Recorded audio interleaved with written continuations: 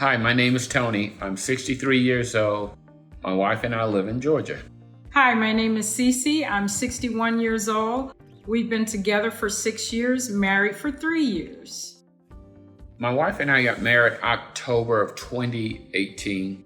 The next month, November, I found out that I had prostate cancer. Wasn't quite sure what stage was at, or was it a stage at all, but it was a dreadful C word that no one wanted to hear. And while sitting in the doctor's office, I turned to my wife and I said to her, "You didn't sign up for this. I'm not sure how this is going to turn out, and I'll leave this decision up to you." And I turned to him and I said, "I'm here with you and I'm here for you. And we can work this out and we'll just take it to where we need to take it." After finding out that I had prostate cancer, we had 3 choices of way to how to treat it. We chose to go with the removal. But in the removal part of it, it left me with full ED as well as a leakage that we had to work on, and it never improved.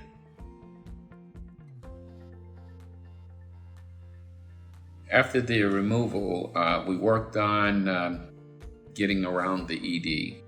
One of the first things the doctor tried was Viagra. I took a low dose every day with no improvement. Then we went to Cialis, took it every day with no improvement. Then we went and bought this expensive pump, $150. Yeah. It worked temporarily, but it actually didn't work. And then the next thing was the dreadful, they call them the penile shots, or some of us know it as the P shot. And it's hard to even talk about those shots, but and being not a shot person, that was not fun. And this all took a place of about 2 years altogether.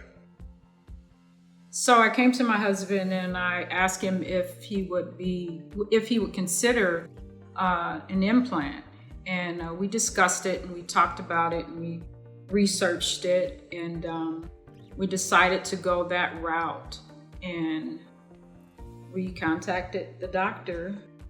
I called my doctor who performed the removal of the prostate cancer. He recommended another doctor. He said, "I don't perform the surgery, but I got a sharp guy, a very good friend of mine, and he does it every day, all day." So I contacted the doctor. I had a visit last year, April actually, of 2021. We sat down, we went over it, and also we brought up the prostate surgery left me with a leakage. And he told me that I can perform both at the same time. So he fixed my leakage to the point where it slowed way, way down. So I went from about 5 pads a day, depending on what I was doing, to 1 a day. So so we got 2 for the price of 1, actually.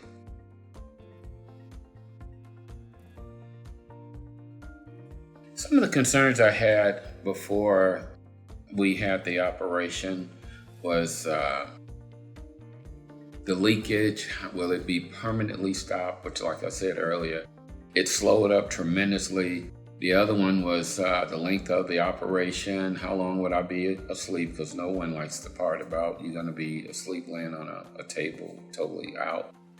And the fact of how is the pump, you hear the word pump. Is the pump going to be outside of your body, inside of your body? Because I didn't know. I didn't know. It was something that never crossed my mind about getting a penile implant. But my doctor answered all the questions. And to be honest with you, now that I have this implant, I mean, it was the best choice my wife and I could have made, actually. And if I had to do it again, I think nothing is guaranteed, but 15, 20 years from now, I'll be a little older, might get another one.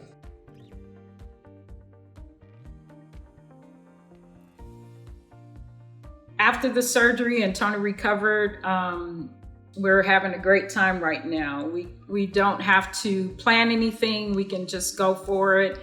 And when we travel, we enjoy ourselves. We don't have to pack ice and pumps and things like that. It's one of the best choices that we ever made together. Yes.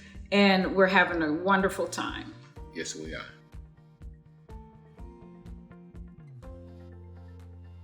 This is for the guys out there make sure you go have your medical checks every year. I go at least 2 to 3 times a year. And because eventually you are going to run into ED. You know, it's gonna hit. It's either going to hit by way of your age or a medical situation, in my case, which was prostate and the leakage, which came after us. So make sure you get into the doctor, and then when you find out what's going on, and drag your partner into it and sit down and talk about it. Yes, make sure you have that conversation.